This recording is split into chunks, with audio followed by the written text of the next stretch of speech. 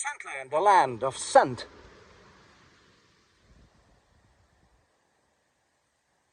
Hello and welcome, it's Chris back with yet another fragrance review, and this time we are looking at this beauty from the house of a precious American brand of Ralph Lauren. Ralph Lauren has released this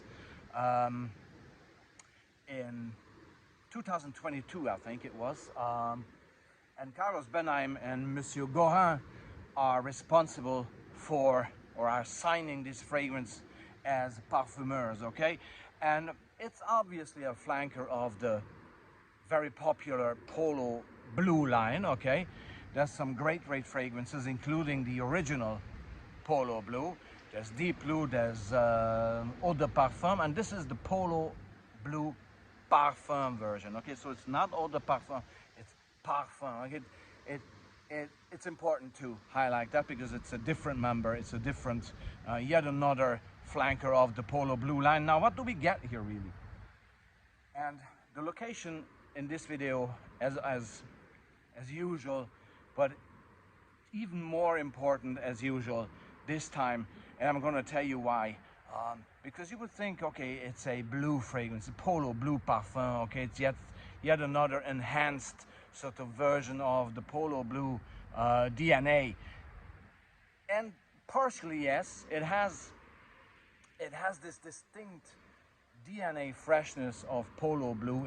It maintains that to a certain level, but there's something more to this, because the initial freshness that greets you with the mandarin orange, to me prominently, some cardamom and lavender, create this very classy, fresh blue type of backbone. Okay, spicy blue, I would say, spicy blue backbone, spicy blue freshness here.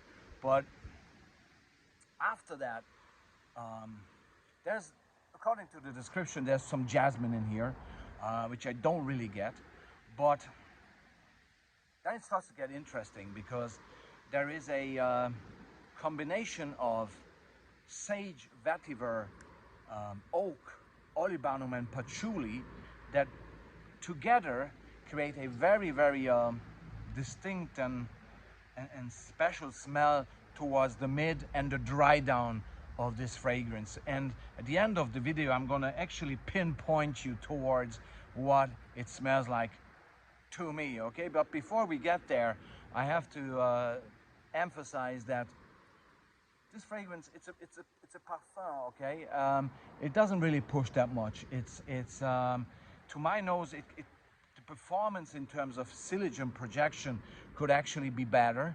I'd love for this to be a bit louder than it is, and therefore, even though it has a good, not very great, but still good longevity, especially on hair and clothing, it lacks a little bit in the overall performance department to me, especially if you look at the price tag. Okay, so the price versus quality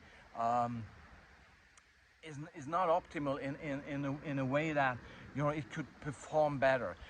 It's there for the wearer, but even for the wearer, you have to smell, you know, close. You really have to smell your hand or your wrist or wherever you sprayed it in order to be reminded how this smells. It gives you whiffs, you know, from time to time due to its still fairly good longevity. It gives you whiffs of this special smell that I'm going to be mentioning at the end of the video. It gives you whiffs if you spray it underneath the shirt, and it becomes one with your skin chemistry and body heat. Yet again, the performance, the overall performance could be a bit better, could be a bit pushier. Sillage and projection could be better on this one. I still love this fragrance, and especially I love it. And now I'm going to come to the, but before that, age-wise, this is more so for the grown-up. It's less playful than the Polo Blue, than other members of Polo Blue. This is a more grown-up version. I would say 35 and above is the age range. For that, it's a perfect arounder. Could be signature fragrance. It's perfect in the summer.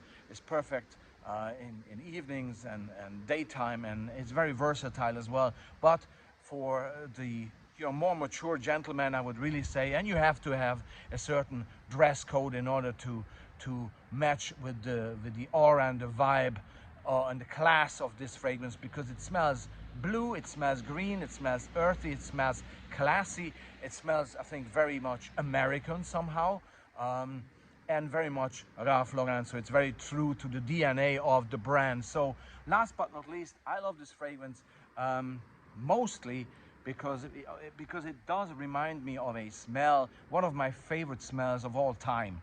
And I have to say that one of my, or the favorite element that I have, that I love to smell, is earth. And this fragrance reminds me, in its first bluish, freshish, and then green, earthy dry down, it reminds me of something that is a very special smell to me. It's the smell of the roots of vegetation in a well-kept garden. Okay, when I used to do that when I was a kid, I was digging with my fingers in the earth and smelled all the roots of vegetables or indeed other greenery around, and I just loved the smell that was sticking to my hand. It was this very special sort of dark yet very aromatic green earthy smell. And I think the sage vetiver patchouli olibanum combination provides us with this very smell, us that wear this fragrance, and this shines in the dry down, the very dry down of this fragrance. So if I would need to put this into context here, I would do the following. I would just pick this bottle, pick the camera up, and put the bottle exactly where I get this wet, earthy, green, rooty kind of smell. Okay, so the real place for this fragrance is right here, right there.